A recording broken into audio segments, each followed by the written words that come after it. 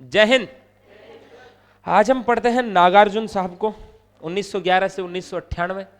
कबीर के बाद यदि किसी की कविताओं में तल्ख विद्रोह का स्वर मिलता है तो नागार्जुन बाबा के यहां मिलता है।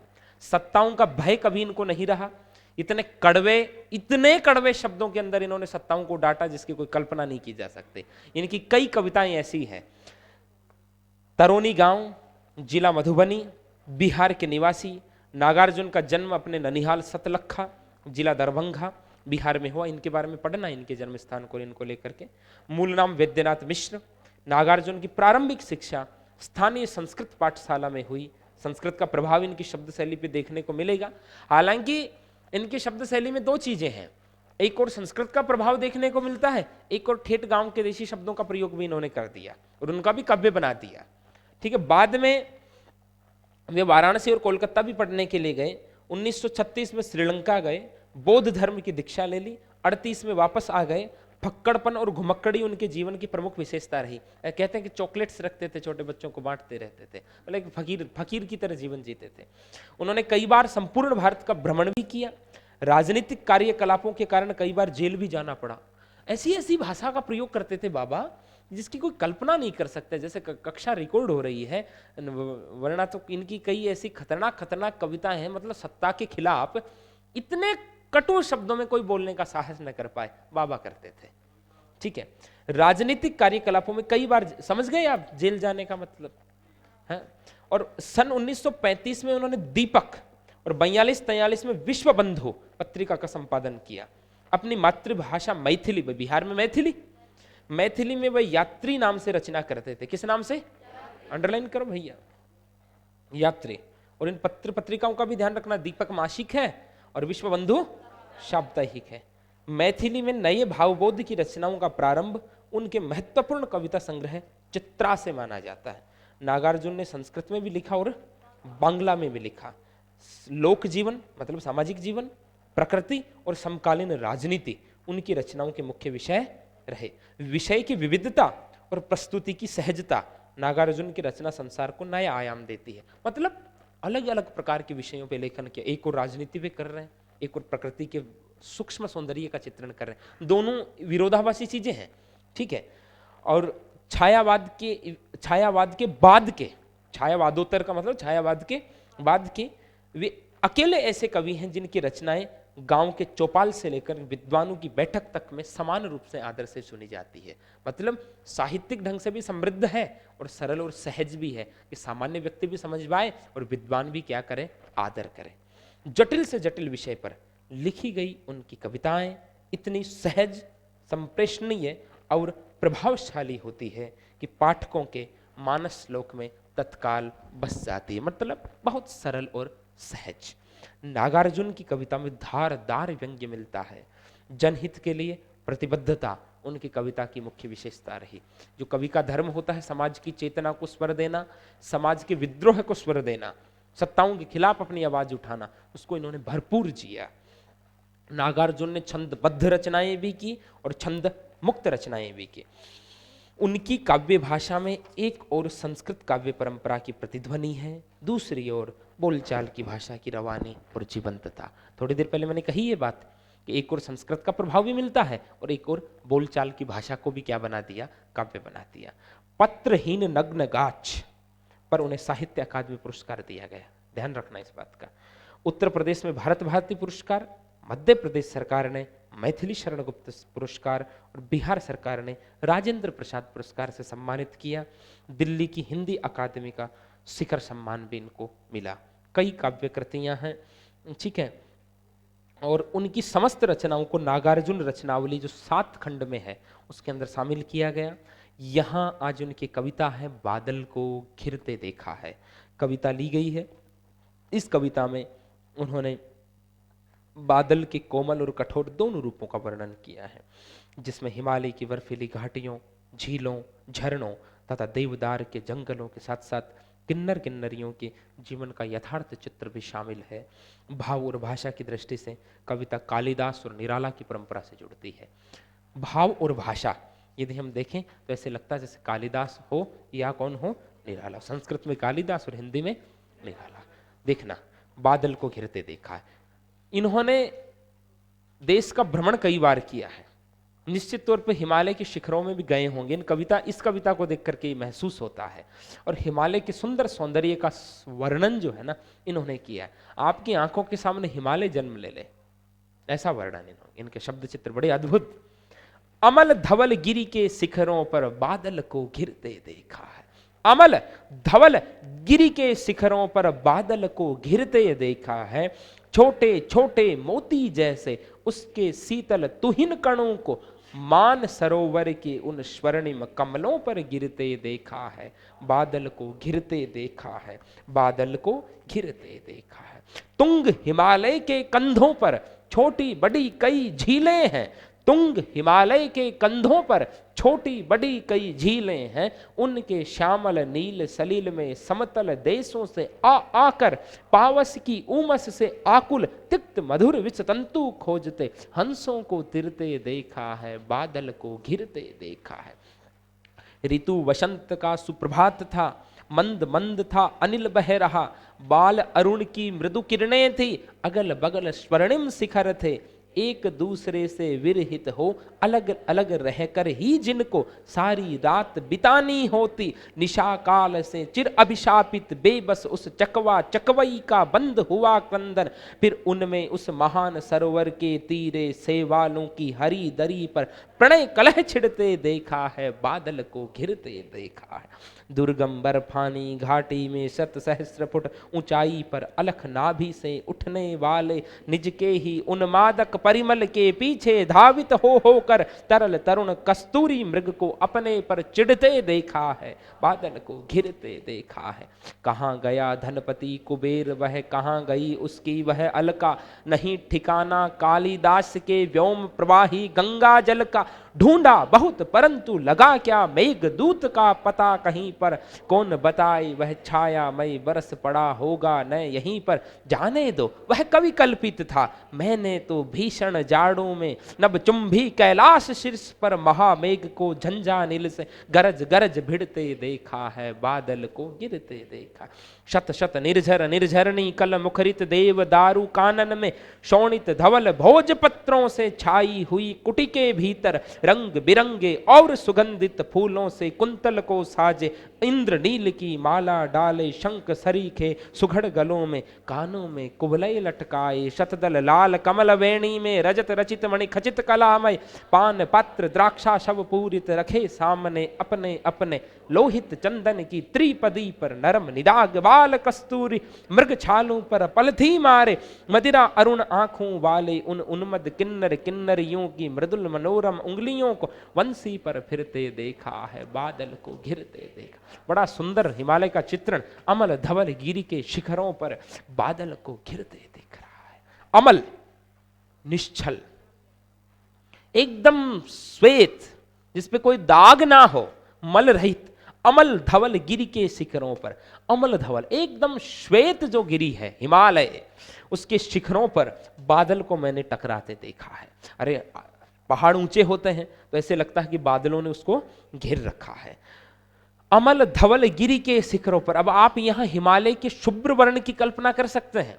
कवि उसके लिए केवल धवल नहीं लिख रहा, अमल धवल, एकदम निष्कलंक, जिसपे कोई दाग तक ना हो, ऐसा श्वेत शुभ्र वर्ण, ऐसे गिरी के शिखरों पर मैंने बादल को घिरते देखा है, छोटे छोटे मोती जैसे उसके शीतल तूहिन कणों को, और बाद में उन बादलों से छोटी छोटी बर्फ के टुकड़े बरस रहे हैं, जैसे बूंदें बरसती हैं ना, वैसे वैसे बर्फ की बूंदें बरस रही है, छोटे छोटे मोती जैसे, कैसे, जैसे श्वेत मोती बरस रहे हो, उसके शीतल तुहिन कणों को, उसके ऐसे बर्फीले कणों को मान सरोवर के उन स्वर्णिम कमलों पर गिरते देखा है। मान सरोवर झील कहाँ, कैलाश के पास, वहां जो एकदम वो नीले वर्ण की मान सरोवर झील है, ऊपर श्वेत हिमालय है, और वहां जो बादलों से छोटे छोटे बर्फ के कण, ओस की बूंदें सी बरस रही है, एकदम मोती जैसे, और मान सरोवर के सोने जैसे रंग वाले स्वर्णिम उन कमलों पर वो ओस की बूंदें आकर के बड़ी शोभायित हो रही है।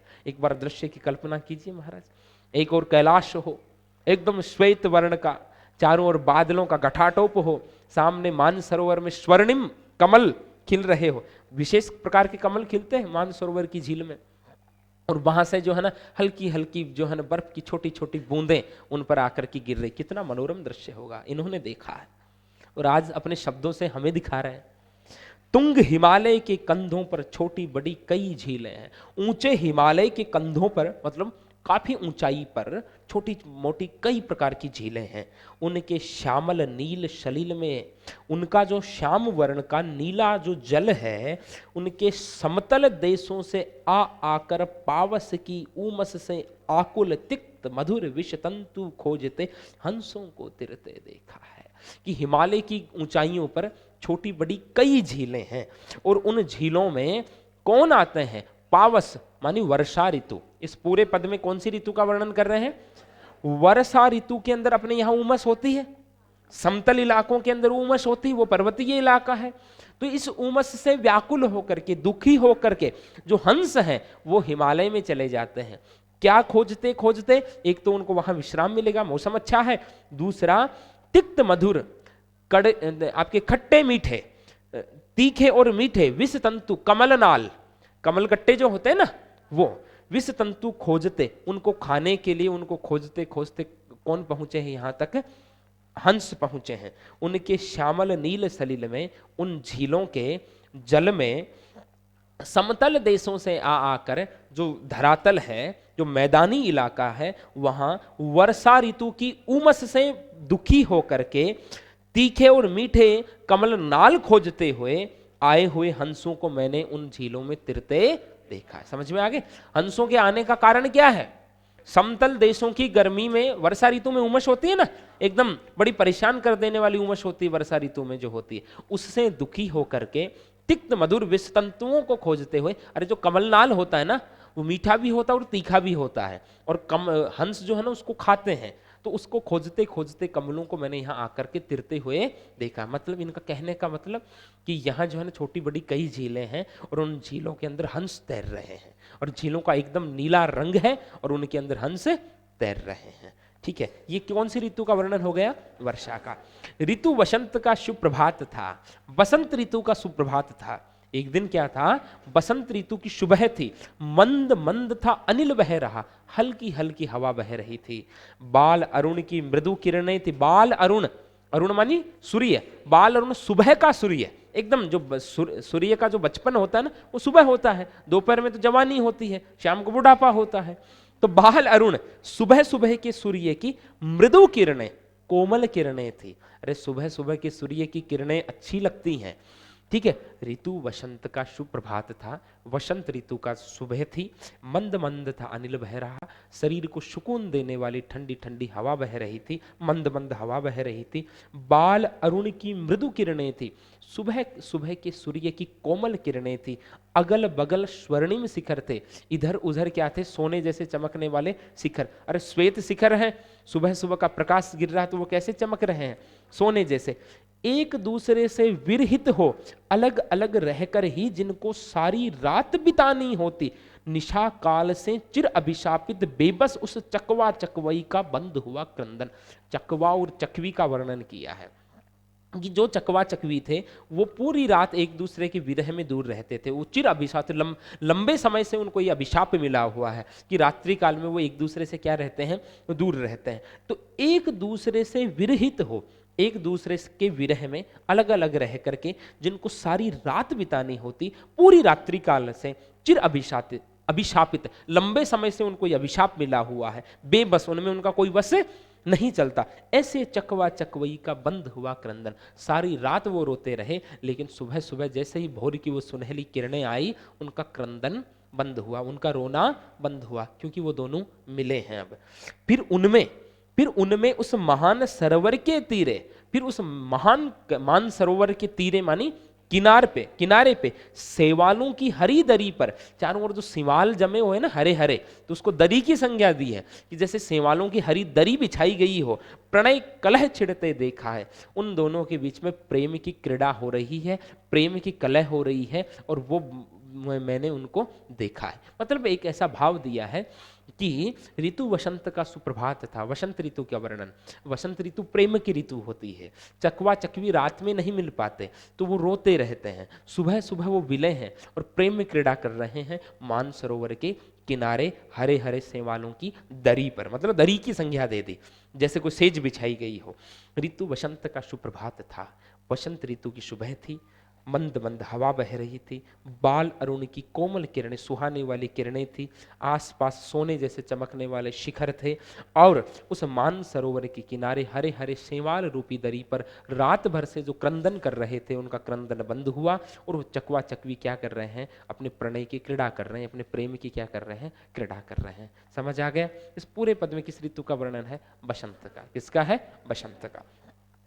दुर्गम बर्फानी घाटी में 7 सहस्त्र फुट ऊंचाई पर अलख नाभि से उठने वाले निज के ही उन्मादक परिमल के पीछे धावित हो होकर तरल तरुण कस्तूरी मृग को अपने पर चिढ़ते देखा है। इतने में कवि एक दृश्य और देखता है। दुर्गम बर्फानी घाटी में, दुर्गम जहां जाना ही बड़ा कठिन हो, ऐसी उस बर्फीली घाटी में 7 सहस्त्र सैकड़ों हजारों फीट की ऊंचाई पर अलख नाभि से उठने वाले, जिसकी खुद की नाभि से ही उठ रहा है क्या? निज का ही उन्मादक परिमल, उन्मादित करने वाला, मदमस्त कर देने वाली सुगंध जिसकी नाभि से ही उठ रही है, तरुण तरुण के पीछे धावित हो करके, और उस सुगंध के पीछे दौड़ रहा है तरल तरुण कस्तूरी मृग, वो युवा कस्तूरी मृग उस सुगंध के पीछे दौड़ रहा है बावला हो करके, जो उसकी ही नाभि से उठ रही है। अब उसको मिले तो कहां से? वो तो कहां से निकल रही है? उसकी नाभि से। अपने पर चिढ़ते देखा है, तो फिर उसको खुद पर ही क्या आ रही है?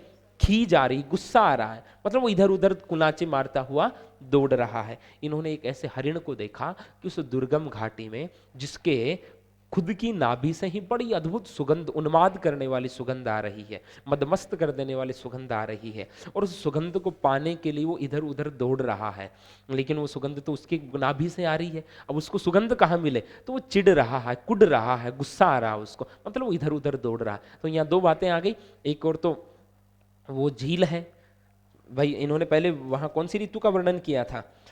वर्षा ऋतु का वर्णन किया था। झील के अंदर, मानसरोवर के अंदर जो है ना आपके कौन तैर रहे हैं? हंस तैर रहे हैं। फिर इन्होंने बसंत का वर्णन किया कि बसंत में सुबह सुबह इतना सुंदर मौसम है, हल्की हल्की धूप आ रही है, सोने की तरह वो तुंग श्रृंग चमक रहे हैं, ठीक है। और वहाँ उस मानसरोवर के किनारे जो है ना हरे हरे सेवाल जमे हुए हैं, और उन पर चकवा चकवी अपने प्रेम की क्रीड़ा कर रहे हैं। इतने में चारों ओर सुगंध भी फैल रही है एक हरिण की। भाव ये भी तो है, माहौल में भी तो वो सुगंध है, और उस सुगंध को ढूंढते ढूंढते वो युवा तरुण जो है, हिरण जो है, वो इधर उधर खुद पर चिढ़ते हुए दौड़ रहा है, ठीक है। ऐसा वहां का सुंदर दृश्य।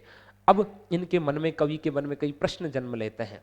क्या? कि कहाँ गया धनपति कुबेर, वह कहाँ गई उसकी वह अलका, नहीं ठिकाना कालिदास का व्योम प्रवाही गंगा जल का, ढूंढा बहुत परंतु लगा क्या, मेघदूत का पता कहीं पर, कौन बताए वह छायामय, बरस पड़ा होगा न यहीं पर, जाने दो वह कवि कल्पित था, मैंने तो भीषण जाड़ों में नभचुंबी कैलाश शीर्ष पर महामेघ को झंझानिल से गरज गरज भिड़ते देखा है, बादल को घिरते देखा। देखो हमारे संस्कृत में एक काव्य है मेघदूतम, ठीक है, और मेघदूत किसने लिखा? कालिदास ने।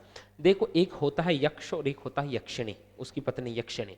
अब यक्ष से कोई त्रुटि हो जाती है तो धनपति कुबेर जो है ना, धन का देवता कुबेर, वो उसको वहां से अपनी अलकापुरी से, अपनी स्वर्गपुरी से निष्कासित कर, कुबेर की नगरी का नाम क्या है? अलका, वहां से निष्कासित कर देता कि तुम निकलो यहाँ से, एक वर्ष तुम्हें पृथ्वी पर रहना पड़ेगा, ठीक है। अब पृथ्वी पर वो है, जब वर्षा ऋतु आती है तो उसको अपनी प्रेयसी की याद आती है, तो वहां से जो बादल जा रहे हैं उन बादलों को जो है ना वो अपना संदेश देता है, और वो मेघदूत नाम का काव्य कालिदास ने रच दिया। अब मेघदूत इन्होंने भी पढ़ा है, तो ये जब वहां हिमालय में है तो अब वो जो है ना कालिदास ने मेघदूत में जो वर्णन किया था ना, उन चीजों को वहां खोज रहे हैं, ठीक है। कहां गया धनपति कुबेर, वह कि वो धनपति कुबेर कहां है, कहां उसकी नगरी है, कहां उसकी वो अलका नगरी है, नहीं ठिकाना कालिदास के व्योम प्रवाही गंगा जल का।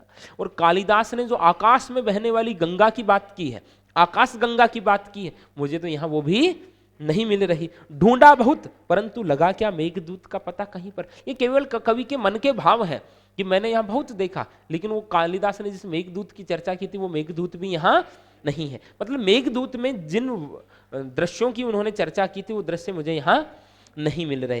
कौन बताई वह छायामय बरस पड़ा होगा न यहीं पर। लेकिन मन ही मन प्रश्न करते हैं, कहते हैं कि हो सकता है कि वो मेघदूत जो है ना वो बादल यहीं कहीं बरस गया होगा। ठीक है, फिर कहते हैं कि जाने दो वह कवि कल्पिता, छोड़ो वो तो केवल क्या थी, कवि की कल्पना थी। मैंने तो भीषण जाड़ों में, मैंने तो भयंकर सर्दी में, शरद ऋतु का वर्णन, मैंने तो भयंकर सर्दी में नभचुंबी कैलाश शीर्ष पर, आकाश को चूमने वाले, आकाश को छू लेने वाले कैलाश के शिखर पर महामेघ को, बड़े बड़े बादलों को झंझानिल से, तूफान से, ठीक है, हवाओं से गरज गरज भिड़ते देखा है, उनको टकराते देखा है, बादल को घिरते। फिर एक दृश्य की कल्पना कर दी ना, शरद ऋतु में कैलाश ऊंचा पर्वत और उस पर भयंकर बादल और हवाएं चल रही और वो आपस में टकराते हैं। ऐसा फिर वापस एक दृश्य पैदा कर दिया कि वो कुबेर, वो अलकापुरी, वो मेघदूत, वो कालिदास ने मेघदूत में बताए गए वो दृश्य, वो तो मुझे यहाँ नहीं मिल रहे, लेकिन सोचता हूं वो केवल क्या थी, कालिदास की कल्पना थी। जाने दो वह कवि कल्पित था, छोड़िए वो तो कवि की कल्पना थी। मैंने यहां भीषण जाड़ों में कैलाश के शीर्ष शिखरों पर महामेघ को झंझानिल से भिड़ते देखा है। मैंने तो यहां इस कैलाश के शिखर पर जो है बड़े बड़े बादलों को झंझावातों से भिड़ते हुए देखा, मतलब ऐसा दृश्य वहां देखा है। फिर आगे आगे ये हिमालय में रहने वाली किन्नर किन्नरियों की जाति का वर्णन कर रहे हैं। ठीक है, और उनका आमोद प्रमोद कैसा है, उनकी संस्कृति कैसी है, उसकी चर्चा कर रहे हैं, हिमालयी जाति की चर्चा कर रहे हैं। शत शत निर्झर निर्झरणी कल, शत शत सैकड़ों नदियां हैं और सैकड़ों झरने हैं और उनकी कलकल की आवाज पूरे दिन गूंजती रहती। अब एक बार कल्पना करना दृश्य, सैकड़ों झरने, सैकड़ों नदियां, चारों ओर पानी की कलकलाहट की क्या होती है, आवाज। मुखरित देवदारू कानन में, यहाँ देवदारू का जो जंगल है, देवदार के ऊंचे ऊंचे वृक्षों के यहाँ जंगल है और उसमें केवल किसकी आवाज आती है, झरनों की और नदियों की। शोणित धवल भोज पत्रों से छाई हुई कुटी के भीतर, शोणित मानी लाल, लाल और श्वेत भोज, भोज वृक्ष होता है ना, भोज, भोज के पत्ते, कुटी मानी कुटिया। भाई वहां जो लोग रहते हैं उन्होंने अपनी कुटिया को लाल और श्वेत भोज पत्रों से सजा रखा है, लाल और श्वेत भोज पत्रों से सजा रखा है। रंग बिरंगे और सुगंधित फूलों से कुंतल को साजे, रंग बिरंगे और सुगंध देने वाले फूलों को अपने बालों में लगा रखा, कुंतल मानी बालों को सजा रखा है। इंद्र नील की माला डाले, नीलमणि की माला पहन रखी है, गले के अंदर एक पत्थर होता है, ठीक है, उसकी क्या बना रखी है, माला पहन रखी है। शंख सरी के सुगढ़ गलों में, गले उनके कैसे हैं, शंख जैसे उभरे हुए सुगढ़ सुंदर गले हैं और उसके और कानों में, भाई शंख सरी के सुगढ़ गलों में तो इंद्रनील की माला हो गई, कानों में कुवलय लटकाए और उनकी जो बालिकाएं हैं उन्होंने कानों के अंदर नील कमल जो है ना लटका रखे हैं। भाई उनको वहां सोने के आभूषण बनाने की कहां जरूरत, वो नील कमल को लटकाएंगे, सुगंध भी देगा और सुंदर भी लगेगा। शतदल लाल कमल वेणी में, और लाल कमल को अपनी चोटी में बांध रखा है, गूंथ रखा है। रजत रचित, चांदी से बनाए हुए, मणि खचित, मणियां जड़ी हुई कलामय पान पात्र, पान का एक वो पान पात्र होता ना इतना बड़ा सा जिसमें पान रखा जाता है, चांदी का बना हुआ, मणियां जड़ी हुई, ऐसा पान पात्र वहां द्राक्षाश्व पूरित रखे सामने अपने अपने लोहित चंदन की त्रिपदी पर। त्रिपदी बोलते तिपाई को, ठीक है, 3 पैरों वाली वो एक बाजोट टाइप की कोई चीज, ठीक है, और वो किसकी बनी हुई है, लाल चंदन के, लोहित चंदन की त्रिपदी, लाल चंदन की उस तिपाई पर आमने सामने लोग बैठे हैं, रखे सामने अपने अपने क्या रखे हुए हैं उस पर, वो रजत रचित और मणि खचित, रजत मानी चांदी से बने हुए और मणियां जड़ी हुई ऐसे कलापूर्ण पान के पात्र रखे हुए हैं और उनमें क्या भरी हुई है, शराब, द्राक्षाश्व, द्राक्षाधन आशव, उसमें शराब भरी हुई है। और नरम नीदाग बाल कस्तूरी मृग छालों पर पलथी मारे, एकदम नरम बिना दाग की, छोटे से कस्तूरी मृग की छाला पर आलथी पालथी मार करके बैठे हैं, पलथी मार करके बैठे हैं। अरे अब आप कल्पना कीजिए कि कुटिया है कहां, देवदार के उन जंगलों में, चारों ओर से नदियों की और झरनों की गिरने की मधुर ध्वनि आ रही है, और कुटिया सजाई हुई है, लाल और श्वेत भोजपत्रों से कुटिया सजाई हुई है। बड़े सुंदर सुंदर नर नारी वहां बैठे हैं, जिनके शंख जैसे गले हैं, उसमें इंद्रनील की माला पहने हैं, ठीक है। और वो उन्होंने अपने बालों में सुगंधित पुष्प लगा रखे हैं, ठीक है। कानों के अंदर नील कमल लटका रखे हैं, चोटी के अंदर लाल कमल गूंथ रखे हैं, और वहां मृगछाला पर बैठे, एकदम नरम मृगछाला पर बैठे हैं। सामने तिपाई पड़ी है, तिपाई पर चांदी के बर्तन जो है, चांदी के पान पात्र जिन पे मणियां जड़ी हुई वो पड़े हैं, और उनमें शराब भरी हुई, और मस्ती से पी रहे, हल्के हल्के ले रहे। मदिरारुण आंखों वाले उन, और उनकी आंखें में मदिरा के कारण क्या, अरुण, हल्की हल्की लाल आंखें हैं, उन्मत्त किन्नर किन्नरियों की, और वो शराब के नशे में एकदम उन्मत्त है, एकदम मस्ती में, ऐसे स्वर्गलोक में बैठे हैं जी, ठीक है। मृदुल मनोरम उंगलियों को वंशी पर फिरते देखा, एकदम उस मस्ती के अंदर जो है ना, वो बांसुरी पर उनकी उंगलियां फिर रही है, और मधुर तान छेड़ रखी है, और सब जो है ना उस संगीत के माहौल में डूबे हैं। बादल को गिरते देखा, न्योछावर है, first grade second grade NEET, ऐसे दृश्य पे, ठीक है। हिमालय का इतना सुंदर दृश्य जो है ना, ठीक है। अरे हिमालय तो ईश्वर करे कभी देखने का अवसर मिले। बादल को घिरते देख, हिमालय बहुत सुंदर है। हिमालय कभी जैसे वहां कोई बद्रीनाथ केदारनाथ जाने का अवसर मिले ना, तो जीवन में एक बार हिमालय का दर्शन हो जाए तो ऐसा साध पूरी हो जाए जीवन की। द्राक्षासव के साथ नहीं, अपने को अपन तो उस सौंदर्य का नशा कर लेंगे, वो प्रकृति का सौंदर्य है? अरे समझ आया कि नहीं आया? आंखों के सामने हल्के हल्के आया ना दृश्य, बस वो दारू वाला, बस पीने वाला दृश्य मत लेना, और सब ठीक है, बस सामने वो दृश्य की कल्पना ही करना है? अरे ये किन्नर किन्नरी, वहां जो किन्नर लोग हैं, मान लीजिए हिमालय में रहते, उनकी जाति का उन्होंने क्या किया है वर्णन, कि वो बहुत मस्ती से वहां रह रहे हैं और संगीत में डूबे हुए हैं, और सामने द्राक्षास्व। अब द्राक्षास्व वहां कोई ये दारू की ब्रांड नहीं, द्राक्षा बोलते किसमिस को, अंगूर का घोल, तो हल्का नशा, हल्का हल्का नशा देता रहे, और उसके उन्माद के अंदर ठंडी ठंडी हवा बह रही है, और पानी बह रहा है, और आराम से बैठे बैठे ले रहे हैं हल्के हल्के, और संगीत बांसुरी की धुनों पर चल रहा है। थे आ कल्पना मत कर जो, बस हाँ आपान तो बाई करनी है। कौन सी? तुंग हिमालय के कंधों पर छोटी बड़ी कई झीलें हैं, उनके श्यामल नील सलील में समतल देशों से आ आकर पावश की उमस से आकुल तिक्त मधुर विषतंतु खोजते हंसों को तिरते लिखा है। प्रश्न देखेंगे, इस कविता में बादलों के सौंदर्य चित्रण के अतिरिक्त किन दृश्यों का चित्रण किया? हंसों का, चकवा चकवी का, हरिण का, और कैलाश के शिखर पर टकराते हुए बादलों का, और किन्नर किन्नरियों के आमोद प्रमोद का। ठीक है, ये ध्यान रखने हैं। प्रणय कलह से कवि का क्या तात्पर्य? रात भर वो दोनों अलग रहे, क्रंदन करते रहे, भोर में उनको मिलने का अवसर मिला है, तो प्रणय कलह, प्रेम की लड़ाई कर रहे हैं वो। कस्तूरी मृग के अपने पर ही चिढ़ने का क्या कारण है?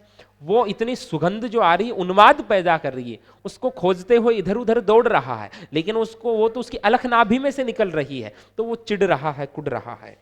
बादलों का वर्णन करते हुए कवि को कालिदास की याद क्यों आती है? क्योंकि बादलों को दूत बना करके कालिदास के यक्ष ने यक्षिणी के पास भेजा था। भाई कालिदास की काव्य नायिका ने अपने नायिका के पास मेघ को दूत बना करके भेजा था, तो मेघ दूत में कालिदास ने हिमालय, उस जिस शायद वो महेंद्र पर्वत पे या था, वो महेंद्रकील पर्वत, इंद्रकील पर्वत था शायद वो, जिसपे वो यक्ष रहता था, वहां से लेकर के पूरी अलकापुरी के मार्ग का वर्णन किया है। ठीक है, जैसे अपन गूगल पर देखते हैं ना मैप, ठीक है, पूरे मैप का, कि भाई वो बादल इधर से गुजरा, फिर वो नगरी आई, फिर वो नगरी आई, फिर वो नगरी आई, मतलब कालिदास को रास्ते का ज्ञान था। ठीक है, वो पूरा का पूरा वर्णन, तो उसमें उन्होंने हिमालय का जो वर्णन किया है, उन दृश्यों को कवि वहां देखना चाहता है कि कहाँ वो अलकापुरी है। भाई ऐसे ही तो माना जाता है कि हिमालय के ऊपर स्वर्ग है, ऐसे ही तो माना जाता है, तो कहाँ तो वो अलकापुरी है, कहाँ वो कुबेर है, कहाँ वो मेघदूत है। फिर वो कहता है कि ये तो कवि की क्या थी, कल्पना थी। कवि ने महामेघ को झंझानिल से गरज गरज भिड़ते देखा है। महामेघ बड़े बड़े बड़े बादलों का समूह है। अरे बादल जब आते हैं तो ऐसे लगता है ना जैसे पर्वतों से क्या रहे हो, टकरा रहे हो। भाई वहां हवा भी चल रही है, झंझावात भी चल रहा है, और मेघ उनसे टकरा करके बरस रहे हैं। ऐसे दृश्य भी उन्होंने देखे हैं। बादल को घिरते देखा पंक्ति को बार बार दोहराई जाने से कविता में क्या सौंदर्य आया। वो जो बादलों का जो सुंदर दृश्य है ना, वो आंखों के सामने कल्पित सा हो गया बार बार, कि उमड़ घुमड़ करके बादल आ रहे हैं, बादल को घिरते देखा है, बादल को गिरते देखा है। ठीक है, बाकी भाव स्पष्ट इनका तो कर ही लिया अपन ने, व्याख्या कर ही ली। ठीक है, एक बार और बता दें क्या? पूरे को फटाफट देखो भाई, देखो देखो। अमल धवल गिरी के शिखरों पर बादल को घिरते देखा है, छोटे छोटे मोती जैसे उसके शीतल तुहिन कणों को मान सरोवर के उन स्वर्णिम कमलों पर गिरते देखा है, बादल को अमल धवल एकदम श्वेत रंग के जो गिरी के शिखर हैं उनको बादलों से घिरते हुए मैंने देखा है, छोटे छोटे मोती जैसे उसके शीतल तुहिन कण, और उन बादलों से वहां छोटे छोटे मोती जैसे बर्फ के कण बरस रहे हैं। और वो कहां गिरते हैं? मान सरोवर के उन सोने जैसे रंग वाले कमलों पर वो गिर करके शोभा पा रहे हैं। और ऐसे उन दृश्यों को मैंने देखा है। तुंग हिमालय के कंधों पर छोटी बड़ी कई झीलें हैं। ऊंचे हिमालय के कंधों पर मतलब काफी ऊंचाई पर, ठीक है, छोटी बड़ी कई प्रकार की झीलें हैं। उनके श्यामल नील सलील में, उनके श्याम वर्ण के नीले जल में समतल देशों से आ आकर पावस की उमस से व्याकुल, वर्षा ऋतु की उमस से दुखी होकर के वहां आए हुए तिक्त मधुर विषतंतु खोजते, तीखे और मीठे कमल नाल के तंतु खोजते हुए हंसों को तिरते देख। मतलब वर्षा ऋतु के अंदर समतल इलाकों से हंस वहां पहुंच जाते हैं गर्मी से बेहाल होकर के, और वहां तैरते। भाई अब नीले जल के अंदर तैरता हुआ हंस तो सुंदर ही लगेगा, ठीक है। और हंस वहां क्या खाते हैं? तिक्त मधुर विष तंतु। वसंत का सुप्रभात था, वसंत ऋतु की सुबह थी, मंद मंद था अनिल बह रहा, मंद मंद हवा बह रही थी। अरे तेज हवा बड़ी बुरी लगती है, और नए हवा बहे तो भी बड़ा बुरी स्थिति हो जाती। हल्की हल्की सी हवा चलती रहे वो चित्त को ऐसे आनंद देती है। मंद मंद था अनिल बह रहा, हल्की हल्की हवा बह रही थी। बाल अरुण की मृदु किरणें थी, सुबह सुबह के बाल पतंग की, बाल सूर्य की मृदु कोमल अच्छी लगने वाली किरणें थी। अगल बगल स्वर्णिम शिखर थे, आसपास दोनों तरफ क्या थे? लंबे लंबे ऊंचे सोने जैसे चमकने वाले शिखर। भाई श्वेत रंग के शिखर हैं, बर्फ है, सुबह सुबह का प्रकाश गिरा है तो सोने जैसी चमक रहे हैं। एक दूसरे से विरहित हो, अलग अलग रहकर ही जिनको सारी रात बितानी होती, एक दूसरे से जुदा होकर अलग रहकर के विरह में ही जिनको सारी रात हमेशा ही बितानी होती है। निशा काल से चिर अभिशापित, हमेशा से ही उनको ये अभिशाप मिला हुआ, शाप मिला हुआ है। बेबस उस चकवा चकवई का बंद हुआ क्रंदन। तो चकवा चकवी जो है ना, सुबह होते ही उनका क्रंदन बंद हो गया, उनका रोना बंद हो गया, क्योंकि अब वो मिल सकते हैं। फिर उनमें उस महान सरोवर के तीरे सेवालों की हरी दरी पर प्रणय कलह छिड़ते देखा है। फिर सुबह जब वो मिलते हैं तो उनके प्रेम की जो लड़ाई चल रही है, सेवालों की हरी दरी सी बनी हुई है उस सरोवर के तीरे, और वहां अपनी वो प्रेम क्रीड़ा कर रहे हैं। यहाँ बसंत का वर्णन था। दुर्गम बर्फानी घाटी में सत सहस्र फुट ऊंचाई पर अलख नाभि से उठने वाले निज के ही उन्मादक परिमल के पीछे धावित हो कर तरल तरुण कस्तूरी मृग को अपने पर चिढ़ते देखा है, बादल को गिर।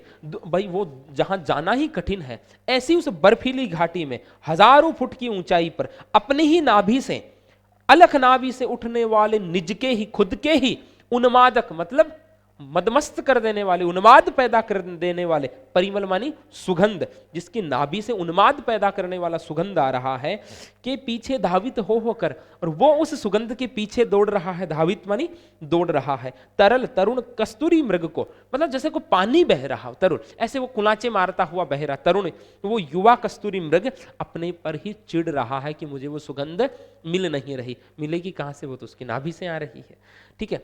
अब उनको कालिदास की याद आती है कि कहाँ गया धनपति कुबेर वह, कि कालिदास के मेघदूतम में जिस धन के राजा कुबेर की चर्चा हो गई वो मुझे तो नहीं दिख रहा यहाँ। कहाँ गई उसकी वह अलका, कहाँ उसकी वो अलकापुरी गई? नहीं ठिकाना कालिदास के व्योम प्रवाही गंगा जल का।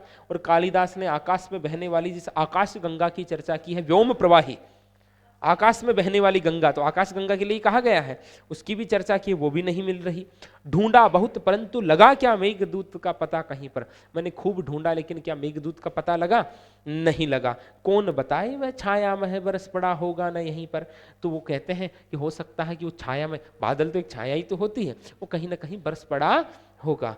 वह जाने दो, वह कवि कल्पित था। फिर ये कहते छोड़िए, वो तो केवल क्या थी? कवि की कल्पना थी। मैंने तो, वो तो कवि की कल्पना थी, लेकिन मैंने तो भीषण जाड़ों में नभचुंबी कैलाश शीर्ष पर महामेघ को झंझानील से गरज गरज भिड़ते देखा है।